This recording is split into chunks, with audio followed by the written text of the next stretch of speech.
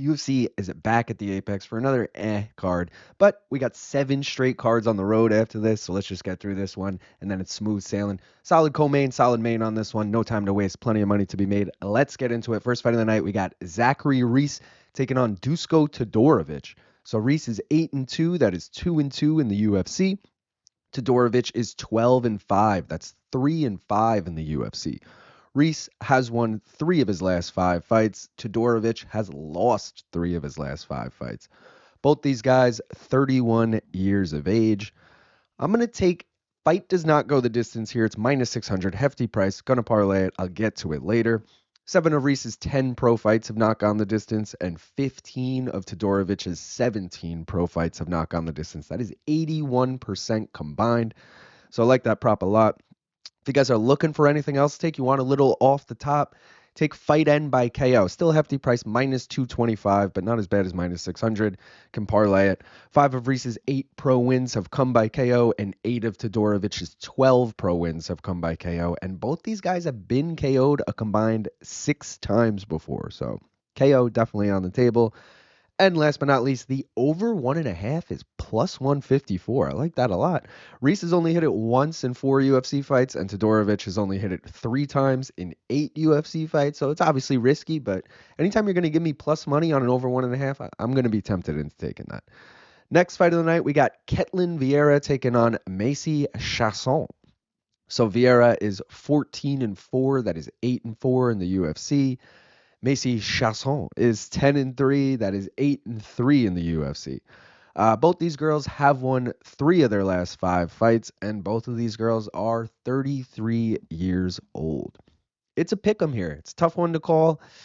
I always take like an over 2.5 in a Maycee Barber fight, and she always screws me over. So I'm just riding with Maycee Barber here. Money line, minus 110. I'm parlaying it with fight does not go the distance in Reese Todorovic. Those two together get us plus 123. It's really coming down to the analytics here. Maycee lands more, she gets hit less, and she's going to have a 4-inch reach advantage.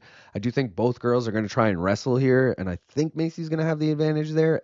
If not, though, and it stays standing, I like Maycee's chances there as well. So I'm riding with Maycee Barber. Let's go, baby. You guys are looking for anything else? Take the over 2.5. I mentioned I always get burned on it in a Maycee fight. It is minus 310. It does seem like this one probably goes the distance.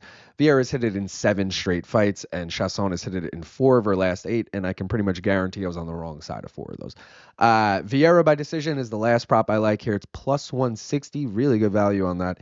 8 of her 14 pro wins have come by decision, including her last 5 wins, and Chasson has lost by decision before.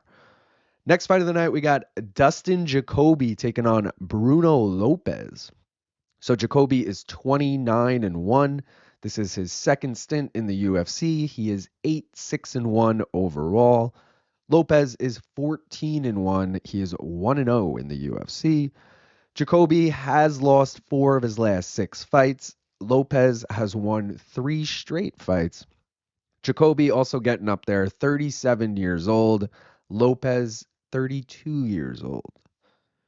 So again, I'm going to take fight does not go the distance here. It's a minus 145, which I feel like is really good value. I'm going to parlay it. I'll get to it in a little bit. 18 of Jacoby's 30 pro fights have not gone the distance, and 12 of Lopez's 15 pro fights have not gone the distance. That's 67% combined. I feel like I have like a 65% threshold when it comes to fight does not go the distance. Like if it's 65 or above, I'm willing to take it. And 67 at minus 145, fuck yeah, let's ride. You guys are looking for anything else? Take the over 1.5. It's kind of hefty, but this is the other one I was going back and forth with because I feel like it probably goes over 1.5, but I don't know if it goes the distance. Over 1.5, though, is minus 210.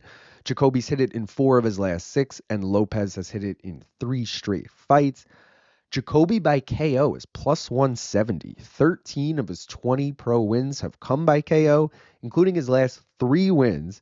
And Lopez lone pro loss, you guessed it, came by KO. And Lopez by finish is plus 305. 11 of his 14 pro wins have come by finish. And Jacoby has been finished 4 times before. Both ways, too. Submission, KO, don't matter to him. Next fight of the night, we got a weird short notice replacement here. So we were supposed to get Billy Ray Goff versus Sung Hung Ko. And we were supposed to get Oban Elliott versus Ramiz Brahimaj. They did a little like swapperoo. Now Oban Elliott's fighting Ko in 2 weeks, and now we got Billy Ray Goff versus Brahimaj. So Billy Ray Goff 9-3, 1-1 in the UFC. Brahimaj is 11-5, 3-3 in the UFC. Goff was on a 7-fight win streak before losing his last fight. Brahimaj has alternated wins and losses in his last 11 fights. Fun fact, he is due a loss here. Goff is 26 years old. Brahimaj, 32 years old. I'm loving this card for Fight Does Not Go the Distance. I'm taking it again here. Fight Does Not Go the Distance, minus 225. Parlaying it with Fight Does Not Go the Distance in Jacoby Lopez. Those two together, plus 144. 8 of Goff's 12 pro fights have not gone the distance, and 12 of Brahimaj's 16 pro fights have not gone the distance. That is 71% combined. Once again, above that 65% threshold. If you guys are looking for anything else, take the over 1.5. It's not too expensive, minus 160. You'd still have to parlay it. Goff has only hit it, though, in 5 of his 12 pro fights, but he did hit it in his last fight. And Brahimaj has hit it in 3 of his last 6 fights, so it's a little like 50-50 there. I don't know what you want to do with that. And last but not least, fight end by knockout. It's minus 115, so you'd have to parlay it. But 7 of Goff's 9 pro wins have come by knockout, and only 1 of Brahimaj's pro wins have come by knockout, but it did come in his last fight, and both these guys have been knocked out before. Co-main event, we got Mateusz Gamrot taking on Ludovic Klein. It's a really good fight. So Gamrot is 24-3 with 1 no contest. That is 7-3 in the UFC. Klein is 23-4-1. That is 7-2-1 in the UFC. Gamrot has won 3 of his last 5 fights. Klein is unbeaten in 7 straight fights. Gamrot, 34 years old. Klein still just 30 years old. So I strongly consider the dog here. Strongly. But instead, I totally flip-flopped, and I'm going Mateusz Gamrot, minus 150, parlaying it. I'll get to it in the next fight. Dude, he averages over 5 takedowns per 15 minutes, and we've seen Klein taken down by 2 different opponents in the UFC. Also, Ludovic Klein has not fought anyone in the top 15. 4 of Gamrot's last 6 fights came against top 15 guys, including a win over the number 1 contender, Arman Tsarukyan. So, this feels like really good value on Mateusz Gamrot here, minus 150, hopping on that all day. But I did say I toyed back and forth. I don't blame anyone for wanting to take Ludovic Klein here. He's plus 140 right now. He does have a 91% takedown defense, and he's going to have a 2-inch reach advantage. Dude, if he can stop the takedown, he can easily get the W here. Another prop I was toying with is the over 2.5. It's minus 260, so you'd have to parlay it. Gamrot's hit it in 5 of his last 6, and Klein has hit it in 6 of his last 7. And you know I've been loving this prop all day. Fight Does Not Go the Distance is plus money here, plus 200. Do I think it goes the distance? Probably not. Do I think it ends inside the distance? Probably not. But at this value, it's kind of intriguing. 13 of Gamrot's 28 pro fights have not gone the distance, and 20 of Klein's 28 pro fights have not gone the distance. So it's 59% combined, below my 65% threshold, but maybe you guys want to take that. I don't know. Main event, Erin Blanchfield taking on Maycee Barber. Blanchfield 13-2, that is 7-1 in the UFC. Barber is 14-2, that is 9-2 in the UFC. Blanchfield has won 4 of her last 5 fights. Barber has won 6 straight. Both girls had a birthday this month. Blanchfield just turned 26. Barber just turned 27. I'm going to play it safe here, what I think is safe. Take the over 2.5. It's a minus 485. I'm parlaying it with Mateusz Gamrot in the co-main. Gets us plus 101 for those two. The line is set at 4.5. I'm going safe with the 2.5.